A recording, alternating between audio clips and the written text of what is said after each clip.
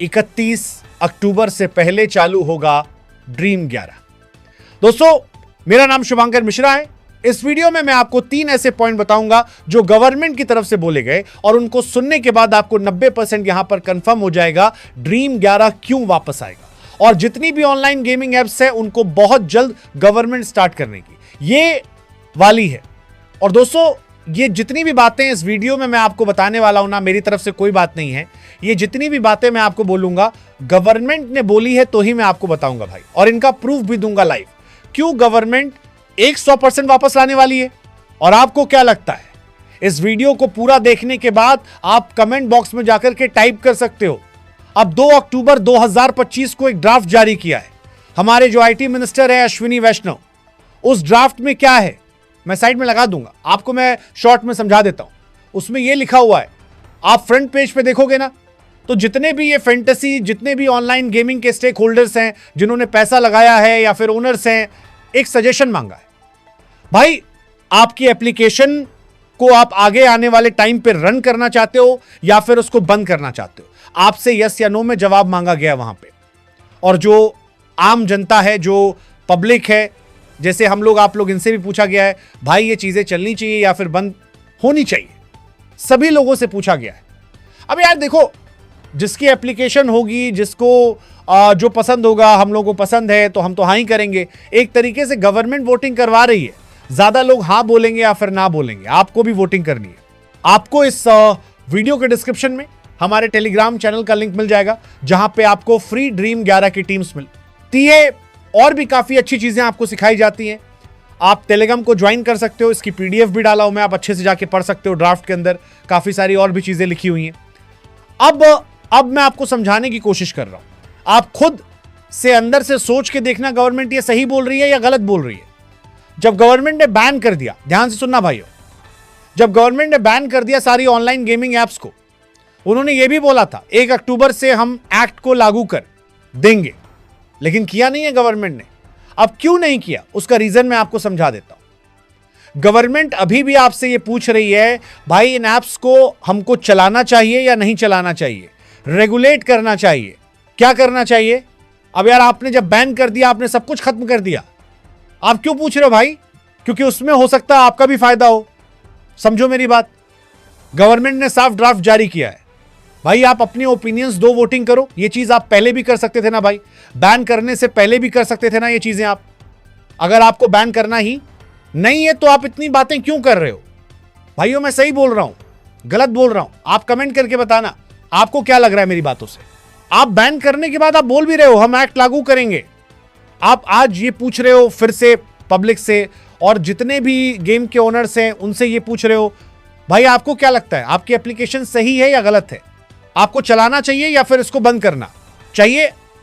ये बात मुझे समझ में नहीं आई भाई गवर्नमेंट की। आपको एक्स्ट्रा जीएसटी वगैरह चाहिए तो अब आप क्लियरली बोलो, वो आपको हो सकता है पे करे तो फिर ठीक है, अदरवाइज नहीं करते तो आप बंद भी कर सकते हो उसको। और जो दूसरा पॉइंट क्या है, गवर्नमेंट खुद बोल रही है हम इसको रेगुलेट करेंगे।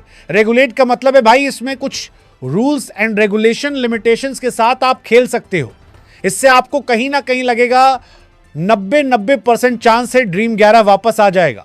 इस चीज को लेकर के आने की सोच रही है, क्योंकि उनको भी टैक्स जाता है, उनको भी फायदा होता है। और मेरे हिसाब से देखो, इतना किसी का लॉस नहीं होगा ड्रीम 11 पे।